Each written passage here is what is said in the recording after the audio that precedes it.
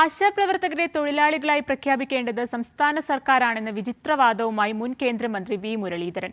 ആശാപ്രവർത്തകരുടെ കാര്യത്തിൽ കേന്ദ്ര സർക്കാരിന് ഒന്നും ചെയ്യാനില്ലെന്ന നിലപാടും അദ്ദേഹം വ്യക്തമാക്കി.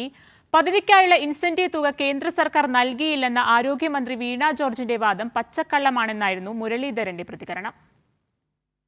ആശാവർക്കർമാരുടെ കാര്യത്തിൽ തെറ്റിദ്ധരിപ്പിക്കുന്നതും വിചിത്രവുമായ വാദമായിരുന്നു BJP നേതാവും മുൻ കേന്ദ്രമന്ത്രിയുമായ വി മുരളീധരൻ നടത്തിയത്.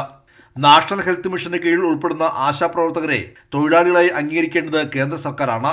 എന്നാൽ കേന്ദ്ര പദ്ധതിയാണെന്ന് അംഗീകരിക്കുമ്പോഴും ഇവരെ തൊഴിലാളികളായി സംസ്ഥാന സർക്കാരിന് പ്രഖ്യാപിക്കാമെന്ന വാദമാണ് വി മുരളീധരൻ നടത്തിയത്. കേന്ദ്ര സർക്കാർ ആശാ വർക്കർമാർ എന്തൊക്കെ ചുമതലകളാണ് നിർവഹിക്കേണ്ടതെന്ന് പറഞ്ഞിട്ടുണ്ട്. അതിനപ്പുറത്ത് സംസ്ഥാനം പല ചുമതലകളും അവരെ ഏൽപ്പിച്ചിട്ടുണ്ട്. കേരളത്തിലാണ് ഏറ്റവും കൂടുതൽ അതുപോലെയുള്ള ജോലികൾ ഏൽപ്പിച്ചിട്ടുള്ളത് എന്ന് ഇന്നലെ പ്രതിപക്ഷം തന്നെ നിയമസഭയിൽ പറഞ്ഞു. അവരെ ഫുൾ ടൈം ജോലി എടുപ്പിക്കുമ്പോൾ അവരെ തൊഴിലാളിയായിട്ട് അംഗീകരിക്കേണ്ടത് ആരാ? സംസ്ഥാനമുണ്ട്.